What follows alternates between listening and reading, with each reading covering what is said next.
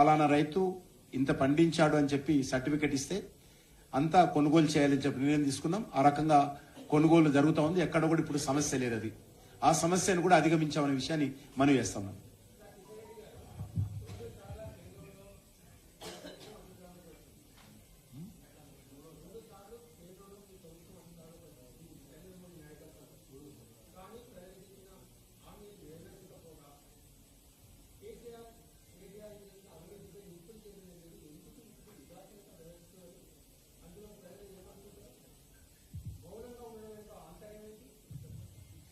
మీరు పేపర్ చూస్తలేరేమో, టీవీలు చూస్తలేరేమో.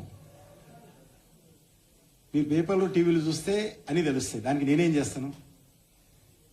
భారతీయ జనతా పార్టీ ఈరోజు కాంగ్రెస్ పార్టీ ప్రభుత్వం మీద ఖచ్చితంగా అన్ని రకాలుగా ఆందోళన చేస్తా ఉన్నాము. కాంగ్రెస్ పార్టీ ప్రభుత్వం చేస్తున్నటువంటి అవినీతి కుంభకోణాల విషయంలో మాట్లాడుతూ ఉన్నాము. మాకు ప్రధాన శత్రువు కాంగ్రెస్ పార్టీ దేశంలో.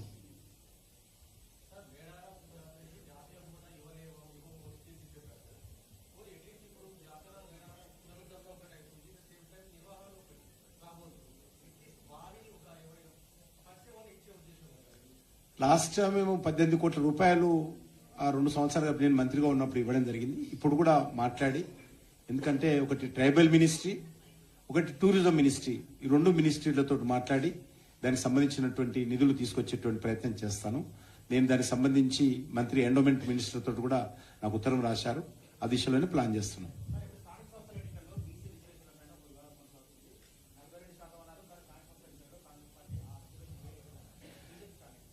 ఖచ్చితంగా కాంగ్రెస్ పార్టీ గత శాసనసభ ఎన్నికలకు ముందు ప్రజలకు హామీ ఇచ్చింది. మరి హామీ ఇచ్చినప్పుడు హామీ నిలబెట్టుకోవాల్సినటువంటి బాధ్యత కాంగ్రెస్ పార్టీది.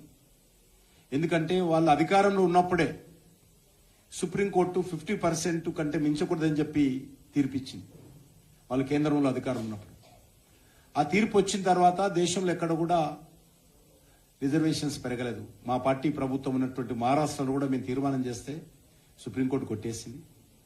అదేవిధంగా బీహార్లో నితీష్ కుమార్ బీజేపీ ఎన్డీఏ ప్రభుత్వం కలిసి తీర్మానం చేసి ముందుకెళ్తే కూడా కొట్టేసింది. కాబట్టి జస్ట్ బీహార్ ఎన్నికల్లో దృష్టిలో పెట్టుకుని, బీహార్ ఎన్నికల్లో మేము తెలంగాణలో బీసీలకు మేము 42% ఇస్తున్నామని చెప్పుకోవడం కోసమే, ప్రచారం చేసుకోవడం కోసమే చేశారు తప్ప కాంగ్రెస్ పార్టీ యొక్క వాదనలో చిత్తశుద్ధి లేదు. తెలంగాణలో 56% బీసీలు ఉన్నారని ముందే అందరం అనుకున్నాం. మనం అనేక సార్లు మనం చెప్పుకున్నాం. 42 నుంచి దానికి 56 నుంచి 42కు తగ్గించారు. ఆ 42లో కూడా 10% ముస్లింలు కలిపారు. వస్తున్నటువంటి బీసీల 42 వస్తే కూడా అది 32%.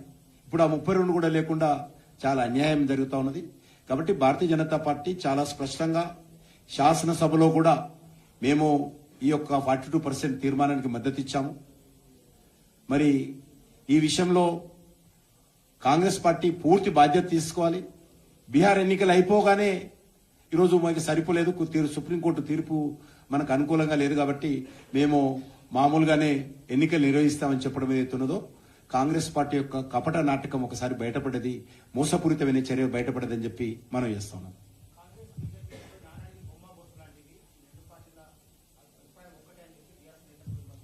బీఆర్ఎస్ పార్టీ ఉన్నప్పుడే కదా బీసీలకు సంఖ్య తగ్గించింది. ఈరోజు బీఆర్ఎస్ పార్టీ చేసినటువంటి మోసం కారణంగానే ఈరోజు చాలా బీసీలకు అన్యాయం జరిగింది. బీఆర్ఎస్ పార్టీ ఒక్క మాట మాట్లాడే నైతిక కూడా ఈ రిజర్వేషన్ విషయంలో లేదు.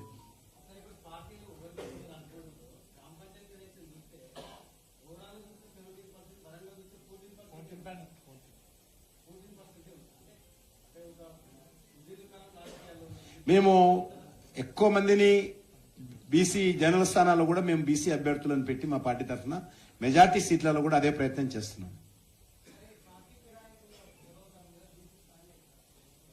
ఏమంటారు? బీజేపీ స్టాండ్ చాలా స్పష్టంగా ఉంది. దేశంలో ఏదైనా ఒక పార్టీ ఫిరాయింపుల మీద స్పష్టమైనటువంటి వైఖరితో ముందుకెళ్తున్నటువంటి పార్టీ ఏదైనా ఉంటే అది భారతీయ జనతా పార్టీ మాత్రమే. ఈ రాష్ట్రంలో ఉన్నటువంటి రాజశేఖర రెడ్డి గారు ముఖ్యమంత్రిగా ఉన్నప్పుడు ఆ రోజు టీఆర్ఎస్ నుంచి గెలిచినటువంటి ఎమ్మెల్యేలందరూ కూడా కాంగ్రెస్ పార్టీలో చేరారు, కనీసం రాజీనామాలు చేయకుండా. అదేవిధంగా మళ్ళీ కేసీఆర్ ముఖ్యమంత్రి అయిన తర్వాత కాంగ్రెస్ పార్టీ నుంచి గెలిచినటువంటి ఎమ్మెల్యేలు కనీసం రాజీనామాలు చేయకుండా కేసీఆర్ ప్రభుత్వంలో మంత్రులుగా కొనసాగారు సిగ్గు లేకుండా. కాంగ్రెస్ ఎమ్మెల్యేలు కేసీఆర్ ప్రభుత్వంలో మంత్రులుగా కొనసాగారు. మళ్ళీ ఇప్పుడు కాంగ్రెస్ పార్టీ అధికారంలోకి వచ్చిన తర్వాత మళ్ళీ 10 మంది కాంగ్రెస్ ఎమ్మెల్యేలు బీఆర్ఎస్ ఎమ్మెల్యేలు కాంగ్రెస్ లో చేరారు. అంటే ఈ రెండు పార్టీలకు కూడా పార్టీ ఫిరాయింపుల పట్ల గాని నైతిక విలువల పట్ల గాని చిత్తశుద్ధి లేదు. ప్రజలు ఇచ్చిన తీర్పును కాలరాచేటువంటి పార్టీలు. రెండు పార్టీలు బొమ్మాబోర్సు పార్టీ, ఇంతకుముందు వారు అన్నారు కానీ ఇప్పుడు చెప్తున్నాను నేను. ఆ రెండు పార్టీలు బొమ్మాబోర్సు పార్టీలు, ఫిరాయింపులను ప్రోత్సహించేటువంటి పార్టీలు, ప్రజల తీర్పును కాలరాచేటువంటి పార్టీలు కళ్ళ ముందు కనిపిస్తుంది. మా పార్టీలో మీకు అందరు తెలుసు, ఎవరైనా చేరాలంటే ఏ పార్టీ ద్వారా అయితే మీకు మరి గెలిచారో ఆ పదవిని వదులుకున్న తర్వాతనే బీజేపీలో చేరాలి. ఇప్పటికి నేను ఈటెల రాజేందర్ గారు కానీ రాజగోపాల్ రెడ్డి గారు కానీ మీకు తాజా ఉదాహరణ.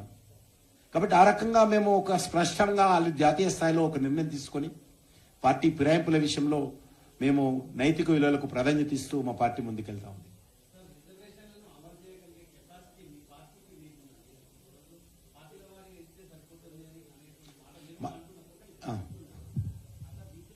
అనలే సరిపోతుంది అనలే, మేము ఇస్తాము అంటున్నాను, నేను అనలేదు. అది రిజర్వేషన్ మేము అనలేదు కదా, వాళ్ళు చెప్పింది వాళ్ళు కాంగ్రెస్ పార్టీ చేయాలి. కాంగ్రెస్ పార్టీ ఏ ప్రాతిపాదికన ప్రజలకు హామీ ఇచ్చిందో నేను చెప్పాను. జస్ట్ బీహార్ ఎలక్షన్స్ లో ప్రజలను మభ్యపెట్టడం కోసం బీహార్లో పోయి మేము తెలంగాణలో మేము ఏ రకంగా బీసీలకు మేలు చేశాము అని చెప్పి ఊర ప్రతి మీటింగ్ లో రాహుల్ గాంధీ ప్రచారం చేశాడు. ఇక్కడి నుంచి రేవంత్ రెడ్డి వెళ్ళి ప్రెస్ కాన్ఫరెన్స్ పెట్టి అక్కడ ఉన్నటువంటి హిందీ పేపర్లలో తెలంగాణ ప్రభుత్వం తరఫున అడ్వర్టైజ్మెంట్లు ఇచ్చి ప్రచారం చేసుకున్నాం. కాబట్టి అది విమర్శిస్తున్నాం, రాజకీయంగా విమర్శిస్తున్నాం. నైతికంగా ఖచ్చితంగా జరగాలని కోరుకుంటున్నాం పార్టీ. మరి ఈరోజు హైదరాబాద్ లో మీకు అందరు తెలుసు 33% రిజర్వేషన్, 50% మహిళలకు బీసీలకు రిజర్వేషన్ ఉంటే అప్పుడు అందులో 33% నాన్ బీసీలు గెలుస్తున్నారు హైదరాబాద్ లో. నిజమైనటువంటి బీసీలకు రావడం లేదు. ముస్లింలు బీసీల పేరు మీద పోటీ. ఇప్పుడు కూడా నేను అడుగుతా ఉన్నాను, బీసీలకు ఇచ్చేటువంటి రిజర్వేషన్ సీట్లలో అన్నింటిలో కూడా ఈరోజు ముస్లింలు పోటీ చేసేటువంటి అవకాశం. ఏ సీట్ అయినా సరే, సర్పంచ్ సీటు కానీ, గ్రామ పంచాయతీ వార్డు కానీ, మున్సిపల్ కౌన్సిలర్ కానీ, ఎంపీటీసీ కానీ, జెడ్పీటీసీ కానీ, ఇది బీసీలకు న్యాయం జరుగుతుందా నష్టం జరుగుతుందా ఈరోజు బీసీ సమాజం అంతా కూడా ఆలోచన చేయాల్సినటువంటి అవసరం ఉంది. హైదరాబాద్ లో 150 మున్సిపల్ కార్పొరేటర్ సీట్లుంటే 50 సీట్లు బీసీలకు ఇస్తే అందులో 33 సీట్లు బీసీలకు కేటాయించినటువంటి 50 సీట్లలో మజ్లిస్ పార్టీ వాళ్ళు గెలిచారు. కాబట్టి ఈ విషయాన్ని కూడా సమాజం ఆలోచన చేయాల్సిందిగా నేను కోరుతా ఉన్నాను. ఎయిర్పోర్ట్ కు సంబంధించినటువంటి